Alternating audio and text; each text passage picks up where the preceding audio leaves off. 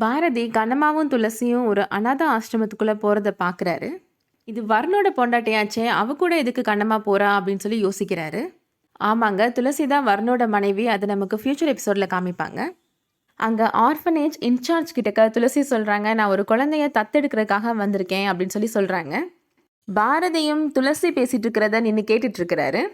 அந்த orphanage incharge சொல்றாங்க, நீங்க ப்ராப்பரான ரீசன் சொன்னா மட்டும்தான் எங்களால் குழந்தைய உங்களுக்கு தத்து கொடுக்க முடியும் அப்படின்னு சொல்லி சொல்றாங்க. துளசி அழுதுகிட்டே அந்த ஆர்ஃபனேஜ் இன்சார்ஜ் கிட்டக்க சொல்றாங்க, என்னோட கணவருக்கு குழந்தை பெற்றுக்கிறதுக்கான தகுதி இல்லை அப்படின்னு சொல்லி சொல்றாங்க. அதை கேட்ட உடனே பாரதி அந்த இன்சார்ஜ் கிட்டக்க சொல்றாரு, இந்த துளசி பொய் சொல்றாங்க, தயவு செஞ்சு நீங்க நம்பி குழந்தையை கொடுக்காதீங்க அப்படின்னு சொல்லி சொல்றாங்க.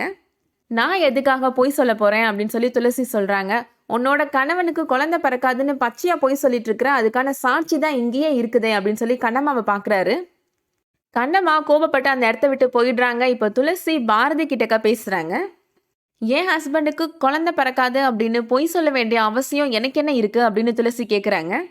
எனக்கு என்னோட ஹஸ்பண்டை பற்றியும் தெரியும், கண்ணம்மாவை பற்றியும் தெரியும், அவங்கள பற்றி இனிமேல் தப்பாக பேசுகிற வேலையெல்லாம் வச்சுக்கிடாதீங்க அப்படின்னு ரொம்ப கோபமாக சொல்கிறாங்க துளசி. இது என்னோட ஹஸ்பண்டுக்கு குழந்தை பிறக்காது அப்படின்றதுக்கான டாக்டர் ரிப்போர்ட். இதை நீங்கள் எந்த டாக்டர் கொடுத்து வேணாலும் செக் பண்ணிக்கோங்க. இது ஃபேக்குன்னு மட்டும் நீங்கள் ப்ரூவ் பண்ணிட்டீங்க அப்படின்னா அந்த இடத்துல நான் என்னோட உயிரை விட்டுறேன் அப்படின்னு சொல்லி துளசி சொல்கிறாங்க. பாரதியோட கையில் இப்போ அந்த ரிப்போர்ட்டை கொடுக்குறாங்க. பாரதி அந்த ரிப்போர்ட்டை வாசித்து பார்க்குறாரு. அதுக்கப்புறம் தான் அவருக்கு எல்லா உண்மையும் புரிய வருது. இத்தனை வருஷமாக கண்ணம்மாவை பற்றி புரிஞ்சுக்காம அவளை சந்தேகப்பட்டு நல்லா இருந்த வாழ்க்கையை நானே நரகமாக்கிட்டேனே அப்படின்னு சொல்லி ரொம்ப ஃபீல் பண்ணுறாரு. நேராக இப்போ கண்ணம்மாவை பார்த்து மன்னிப்பு கேட்கறதுக்காக போகிறாரு. வெயிட் பண்ணி பார்க்கலாம், கண்ணம்மா பாரதியை மன்னிச்சு ஏற்றுக்க போகிறாங்களா இல்லையா அப்படின்றத.